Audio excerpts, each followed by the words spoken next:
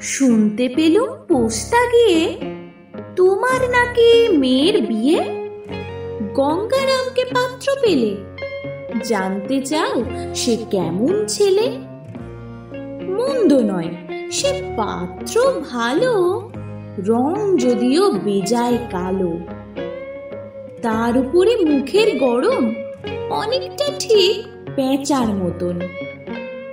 বিদ্যে বুদ্ধি বলছি মশাই, ধন্যী ছেলের অধ্যবসায়।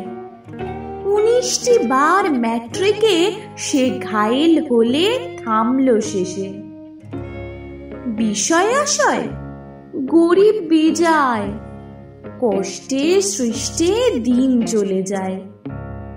মানুষ তো নয় ভাইগুলা তার, একটা পাগল একটা গোয়ার, আর একটা সে তৈরি ছেলে, জাল করে নোট গেছেন জেলে। কনিষ্ঠটি তবলা বাজায়, যাত্রা দলে 5 টাকা পায়। গঙ্গারাম তো কেবল ভোগে পিলের জ্বর আর পাণ্ডু রোগে, কিন্তু তারা উচ্চ ঘর, কংসরাজের বংশধর।